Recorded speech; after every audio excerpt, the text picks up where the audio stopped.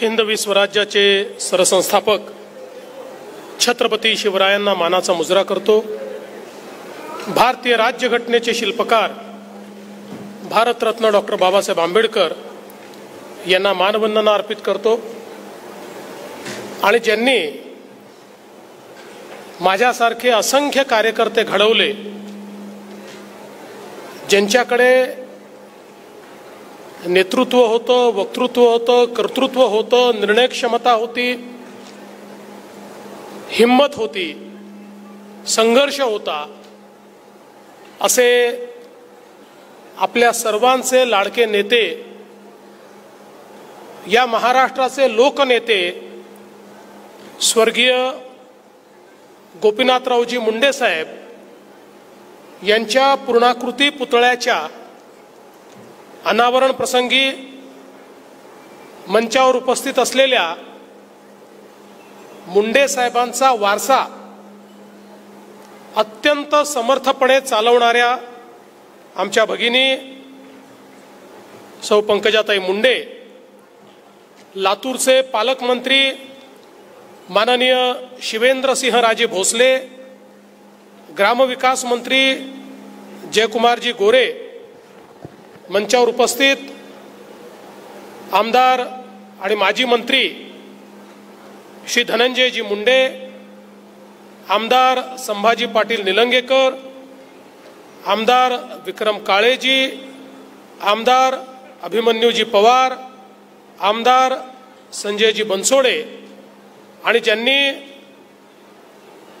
मेहनत करून आजचा हा कार्यक्रम इतका भव्य केला, ते लातूर ग्रामीणचे लोकप्रिय आमदार रमेशप्पा कराड,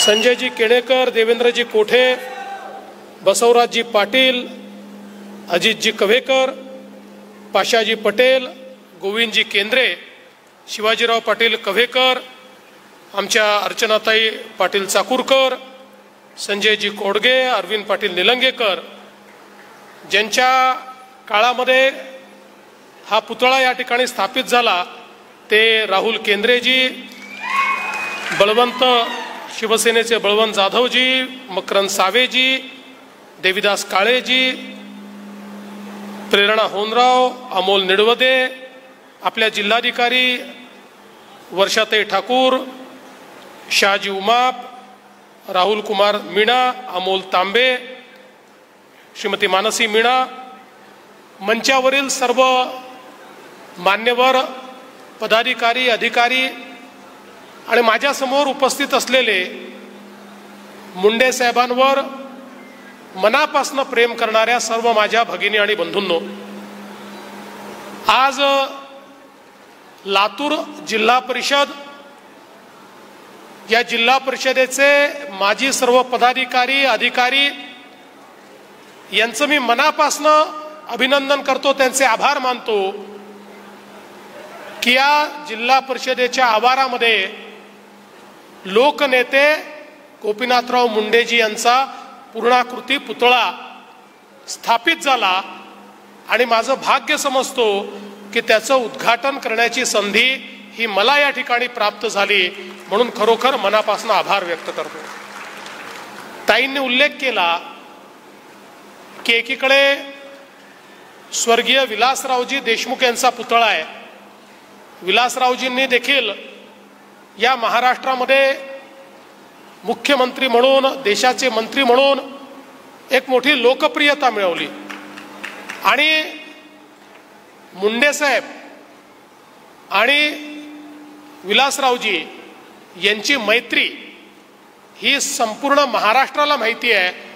त्यामुळे पुन्हा एकदा दोन्ही मित्र स्मारकाच्या स्वरूपातही आजूबाजूला आले, ही देखील मला असं वाटतं एक विलक्षण अशा प्रकारचा हा योगायोग या ठिकाणी आहे। आपण जर गोपीनाथरावांचं संपूर्ण जीवन बघितलं तर सातत्याने संघर्ष करणारे गोपीनाथराव आपल्याला पाहायला मिळतात आणि अगदी सामान्य कार्यकर्त्यापासनं तर देशाच्या मोठ्यातल्या मोठ्या पदापर्यंत त्यांनी केलेली वाटचाल ही त्यांच्या मेहनतीतून, त्यांच्या संघर्षातून साकार झाली आहे. खरं तर आपण विचार करा, अवघ्या 35-37व्या वर्षी गोपीनाथराव भारतीय जनता पक्षाचे अध्यक्ष झाले. महाराष्ट्रामध्ये त्यावेळच्या भारतीय जनता पक्षाच्या नेतृत्वाने हा निर्णय केला की आपल्याला तरुण रक्त हवं आहे, आपल्याला नवीन रक्त हवं आहे. आपल्याला हा पक्ष जर मोठा करायचा असेल तर संघर्ष करणारी तरुणाई ही एकत्रित केली पाहिजे. आणि मग अशा प्रकारचे अनेक तरुण हे भारतीय जनता पक्षाने त्यावेळी एकत्रित केले आणि त्यांचं नेतृत्व करण्याची संधी ही गोपीनाथरावजींना दिली. खरं म्हणजे त्यावेळेस पक्षामध्ये त्यांच्यापेक्षा अनेक ज्येष्ठ लोक होते, पण पक्षाला माहिती होतं की सामान्य माणसामध्ये जर आपल्याला पक्ष पोचवायचा असेल तर असा संघर्ष करणारा तरुण हा आपल्याला पक्षाचा नेता म्हणून दिला पाहिजे. आणि गोपीनाथरावनी त्या ठिकाणी जेव्हापासनं पक्षाची धुरा सांभाळली त्यानंतर कधी मागे वळून बघितलं नाही. इतकं मोठं संघटन हे गोपीनाथरावजींनी तयार केलं. आज आपण पाहतोय भारतीय जनता पार्टी महाराष्ट्रातला सर्वात मोठा पक्ष आहे, देशातला तर आहेच, पण महाराष्ट्रातला सर्वात मोठा पक्ष म्हणून भारतीय जनता पार्टी ज्यावेळेस आपल्याला पाहायला मिळतो, याची नीव ठेवणारे, याचे पायवा ठेवणारे जे काही बोटावर मोजण्या इतके लोक आहेत, त्यातलं ठळक नाव, प्रमुख नाव जर कुठलं असेल तर ते गोपीनाथरावजी मुंडे यांचं आहे. हे देखील आपल्या सर्वांना कबूल करावं लागेल. आणि मग त्यांनी वेगवेगळ्या यात्रांच्या माध्यमातून एक मोठा संघर्ष उभा केला.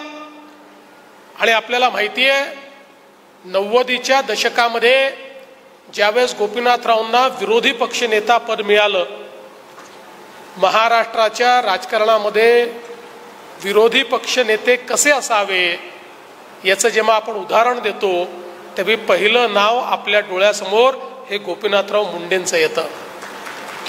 आपल्याला माहिती आहे की आपण इतिहासात ऐकतो की मुघलांना संताजी, धनाजी हे पाण्यामध्ये देखील दिसायचे.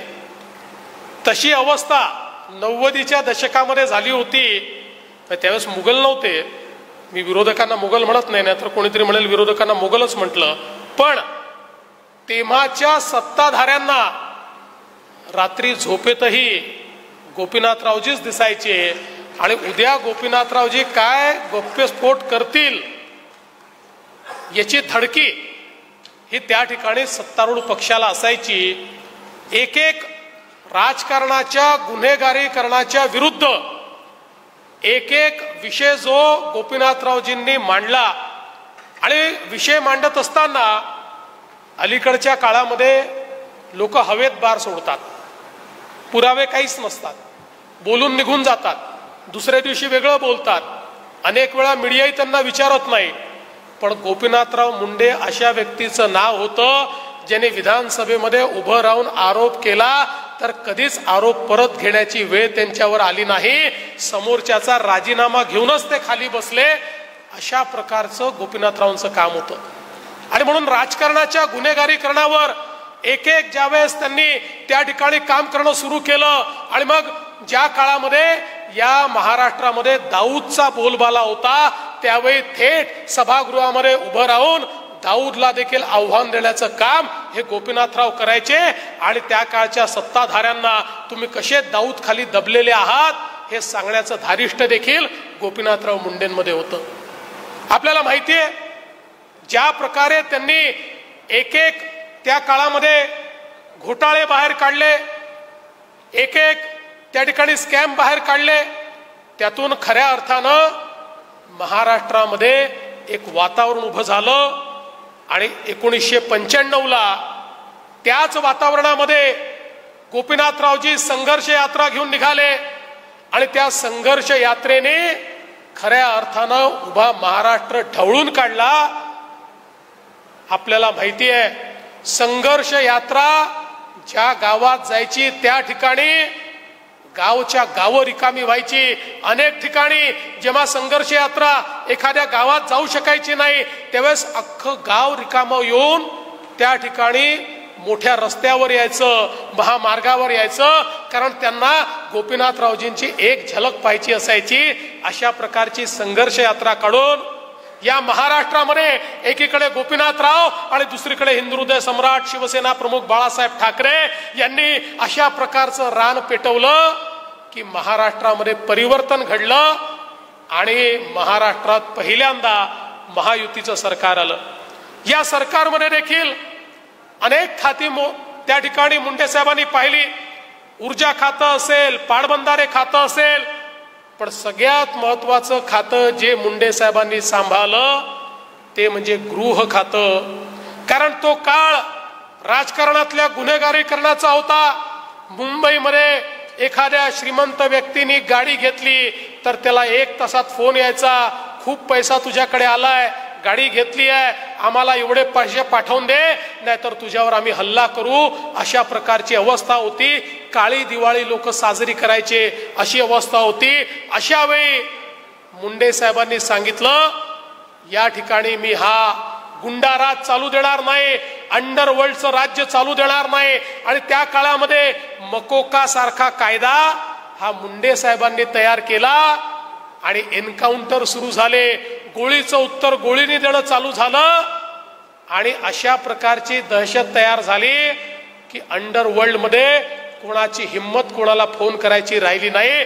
अंडरवर्ल्डच्या विळख्यातनं या महाराष्ट्राला बाहेर करणारे गृहमंत्री जर कोणी होते तर ते आपले गोपीनाथराव मुंडे होते. याचा मला अतिशय अभिमान आहे. आणि म्हणून हजारो गोष्टी त्या काळातल्या सांगता येतील की ज्या मुंडे साहेबांनी एक प्रकारे या महाराष्ट्राला नवीन महाराष्ट्र घडवण्याकरता केलेल्या आपल्याला पाहायला मिळाल्या. आणि म्हणून मुंडे साहेबांचं नेतृत्व कसं होतं, त्यानंतर जवळपास 15 वर्ष राज्यातही सरकार नाही आणि नंतर देशातही सरकार नाही अशी परिस्थिती 2004 नंतर होती. 1999ला आपलं सरकार अगदी थोड्या मतांनी गेलं, पण मुंडे साहेबांनी संघर्ष सोडला नाही. आणि एखादा व्यक्ती कसा असो बघा, मी अगदी जवळून बघितलेलं आहे. खरं तर अनेक वेळा पद गेली की लोक फारसं विचारत नाही. पद असली की समोर समोर करणारी लोक पद गेल्यानंतर दिसतही नाही. पण 15 वर्ष पदावर नसतानाही मुख्यमंत्र्यापेक्षा जास्त रुबाब असलेला नेता जर कोणी असेल तर ते आमचे गोपीनाथराव मुंडे होते. पदाची आवश्यकताच नव्हती. गोपीनाथराव ज्यावेळी रस्त्याने निघायचे त्यावेळी मुख्यमंत्री उपमुख्यमंत्र्यापेक्षा देखील जास्त लोकांचं समर्थन, साथ आणि आशीर्वाद हा मुंडे साहेबांना मिळायचा. आणि या सगळ्या संघर्षामध्ये मला या गोष्टीचा अतिशय मनापासून आनंद आहे की मला खूप जवळून त्यांच्यासोबत काम करायला मिळालं. विधानसभेमध्ये विशेषतः मला एक फायदा होता, मी वयाने लहान होतो, त्यामुळे मुंडे साहेब सगळी कामं मला सांगायची. कुठली गोष्ट करायची असेल तरी मला जबाबदारी द्यायची. त्यामुळे इतक्या गोष्टी त्यांच्याकडनं शिकायला मिळाल्या. एखाद्या प्रसंगामध्ये काय केलं पाहिजे, कसं उत्तर दिलं पाहिजे, कशी कुरघोडी केली पाहिजे, याची जी हातोटी त्या ठिकाणी गोपीनाथरावजींकडे होती असे फार कमी लोक आपल्याला पाहायला मिळतात. अलीकडच्या काळामध्ये आपल्याला अशा प्रकारच्या डिबेट्स पाहायला मिळत नाहीत. पण गोपीनाथरावजी ज्यावेळेस एकेका विषयावर सरकारचे साल्ट काढायचे त्यावेळी त्यांची बोलण्याची जी शैली होती त्यातला खुमासदारपणा होता. समोरच्यावर वज्राघात करत असताना देखील त्याला सहनही होत नाही आणि सांगताही येत नाही अशी परिस्थिती ते करायचे. त्याच्याशी संबंध त्यांनी कधी खराब केले नाहीत, संबंध चांगले असायचे. पण मी तुम्हाला सांगतो, गोपीनाथरावजींनी सगळ्यात मोठी शिकवण काय दिली जी माझ्या जीवनामध्ये मी अनेक वर्ष पाळतो आणि पाळली आहे.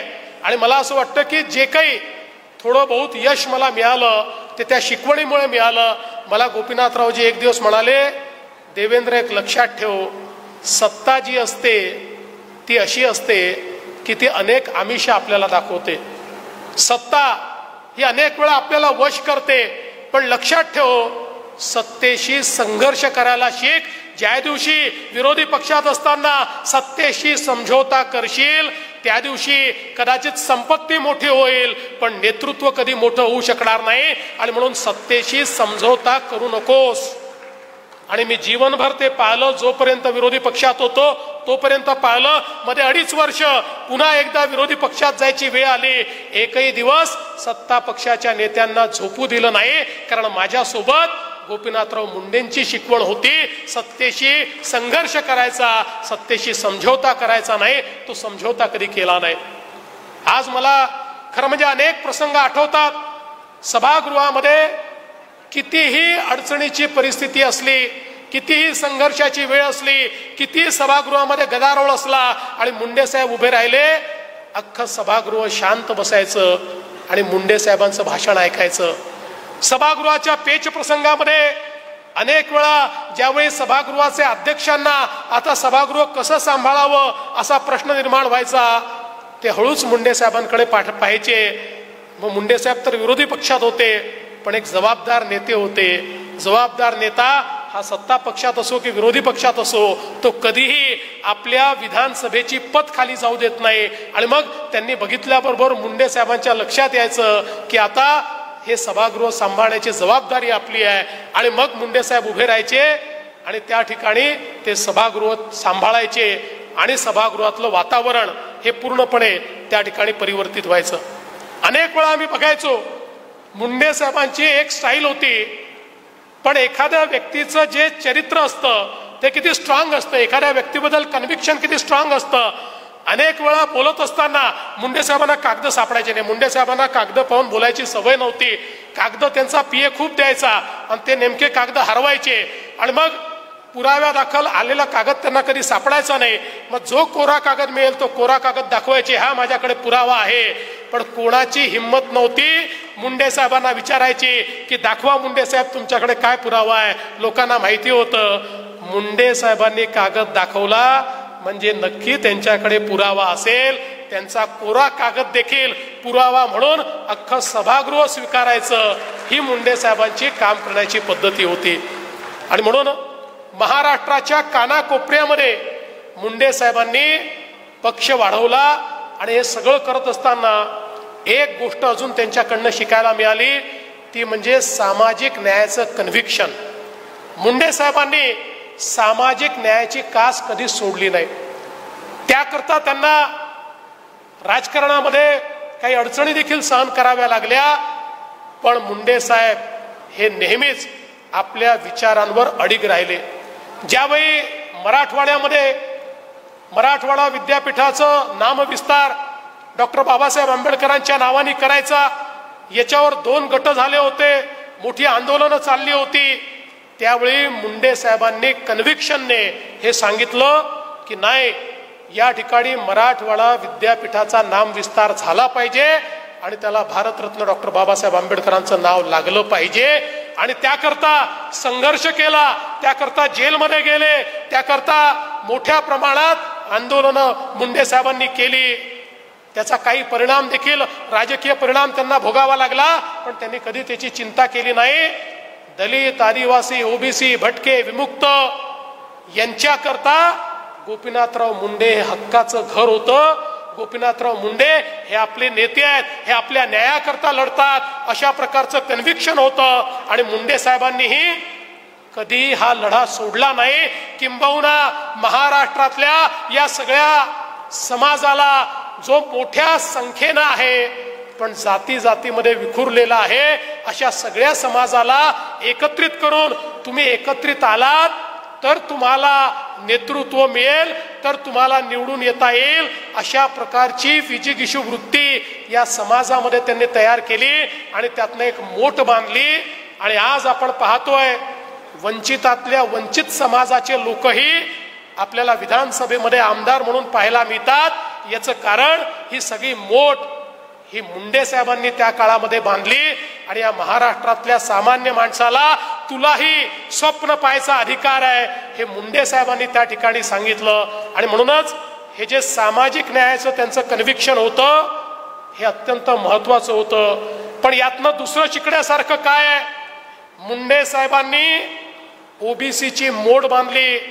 ओबीसीचे नेते म्हणून मुंडे साहेबांकडे पाहिलं गेलं, पण ओबीसीचे नेते म्हणून त्यांच्याकडे पाहत असताना ते इतर कुठल्या समाजाच्या विरोधात आहे असं कोणीच कधी त्यांच्याबद्दल म्हणू शकलं नाही. इतर समाजांनाही मुंडे साहेबांबद्दल तेवढंच प्रेम होतं. आजच्या राजकारण्यांना हे शिकावं लागेल आणि आजच्या माध्यमांना हे समजावं लागेल. एखाद्या समाजाचं त्या ठिकाणी कल्याण झालं पाहिजे याकरता दुसऱ्या समाजाचा दुस्वास करण्याची आवश्यकता नाही आहे. आपण सगळे एकत्रितपणे या महाराष्ट्राचं कल्याण करण्याकरता चाललो. त्यामुळे ज्या ज्या समाजामध्ये जो जो वंचित आहे त्या प्रत्येकाचं कल्याण करण्याची जबाबदारी ही आपल्या राज्यकर्त्यांकरता आहे, ही सगळ्या नेत्यांकरता आहे. अशा प्रकारची भावना जी गोपीनाथरावजींनी जीवनभर जोपासली ती भावना जोपासण्याची आजच्या राज्यकर्त्यांना आवश्यकता आहे. ती समजून घेण्याची आवश्यकता आजच्या राजकीय परिस्थितीमध्ये आहे. आणि म्हणूनच मला असं वाटतं की खरं तर त्यांच्या जीवनामध्ये मला इतक्या गोष्टी जवळून पाहायला मिळाल्या की त्या प्रत्येक गोष्टीचा उल्लेख जर मी करू लागलो तर कदाचित तास 2 तास देखील कमी पडतील. ते ज्यावेळेस लोकसभेमध्ये गेले, आपल्याला माहिती आहे लोकसभेमध्ये गेल्यानंतर ते उपनेते झाले. अनेक वेळा महाराष्ट्रातनं गेलेले नेते हे लोकसभेमध्ये हरवून जातात.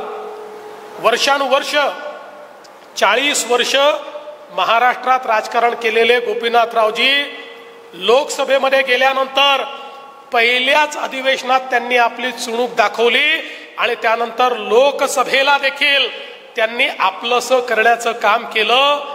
खरं म्हणजे आपलं सगळ्यांचं दुर्दैव आहे की गोपीनाथरावजींना केंद्रीय मंत्री म्हणून काही दिवसाचाच काळ मिळाला. जर गोपीनाथरावजी ग्रामविकास विभागाचे मंत्री म्हणून केंद्रात काम करत होते, गोपीनाथरावजींना अधिक काळ मिळाला असता तर या देशामध्ये एक चमकता तारा म्हणून, या देशाचे नेते म्हणून गोपीनाथजींना आपण पाहू शकलो असतो. मगाशी रमेश अप्पा तुम्ही सांगितलं हे खरं आहे की गोपीनाथजींनी त्या सभेमध्ये हे सांगितलं की देशात नरेंद्र आणि महाराष्ट्रात देवेंद्र.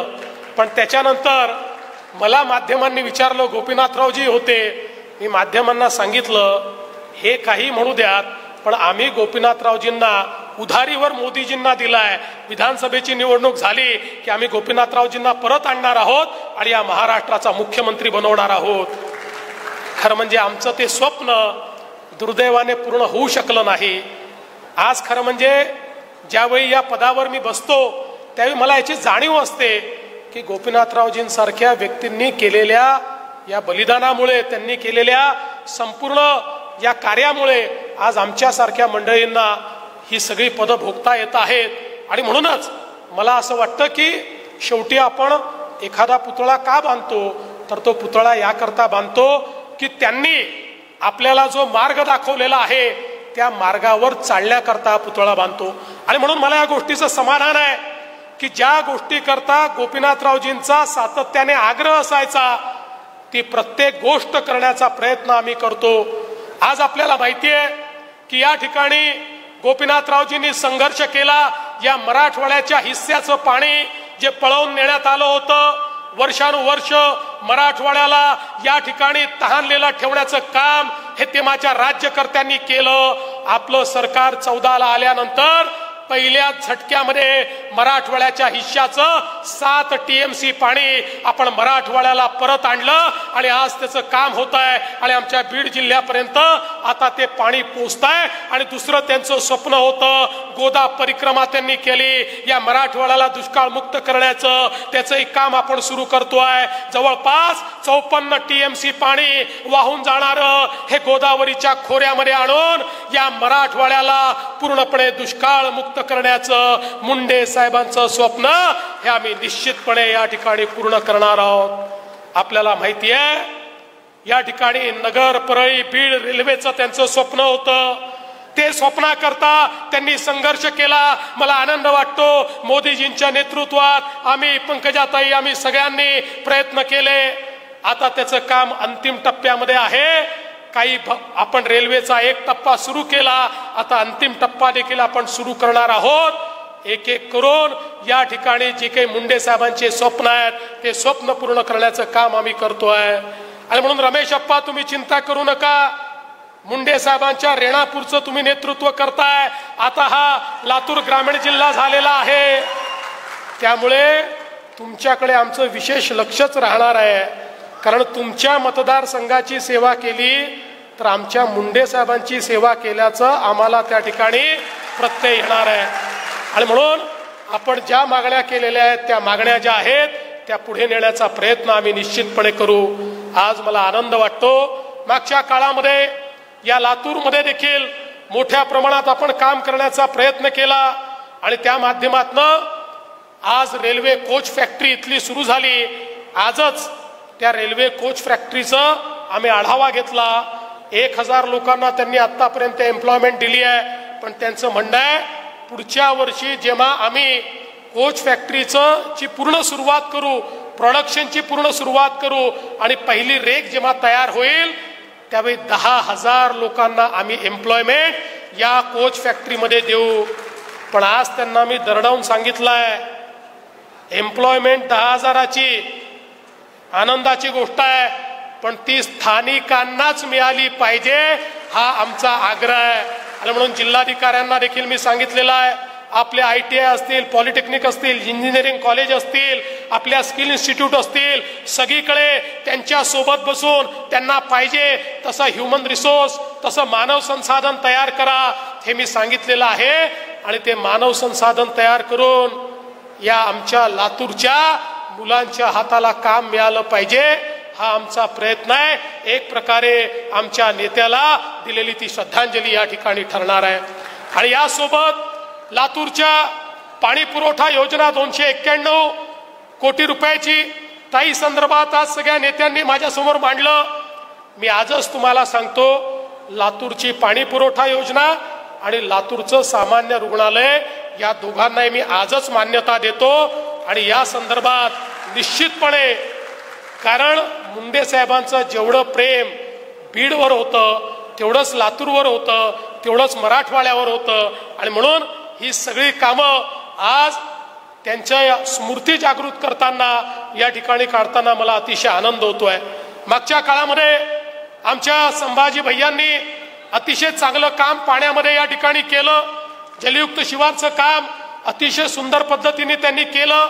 आणि आता अनेक सिंचनाचे प्रकल्प जे आहेत ते आपण पूर्णत्वास देतो आहोत आणि त्यासोबत काही जुन्या प्रकल्पाची एफिशियन्सी आपल्याला वाढवायची आहे, त्याचाही प्रयत्न आपण या निमित्ताने करणार आहोत। आमच्या अभिमन्यू पवारांनी या ठिकाणी मोठ्या प्रमाणात शेत रस्त्यांची कामं केली। आता मला सांगताना आनंद वाटतोय की आपल्या सरकारने नवीन शेत रस्त्यांची योजना हातामध्ये घेतली आहे। पुढच्या 5 वर्षामध्ये 100% शेत रस्ते हे पक्के बनवायचा निर्णय आपण या ठिकाणी घेतलेला आहे आणि आमचे जयकुमारजी त्याकरता पूर्ण प्रयत्न जो आहे तो करतायत।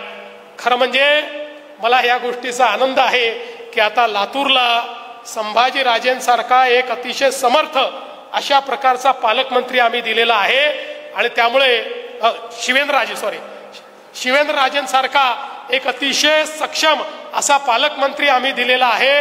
त्यामुळे मला विश्वास आहे की पुढच्या काळात लातूरकरांची स्वप्न आम्ही पूर्ण करू।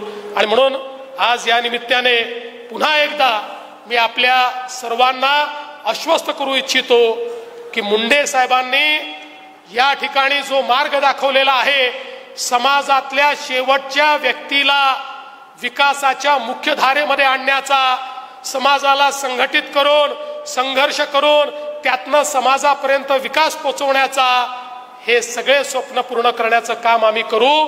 आज पंकजाताई या ठिकाणी अतिशय समर्थपणे हा वारसा चालवतायत आणि निश्चितपणे आपण सगळे मिळून हा वारसा कसा पुढे नेता येईल याचा प्रयत्न करूया।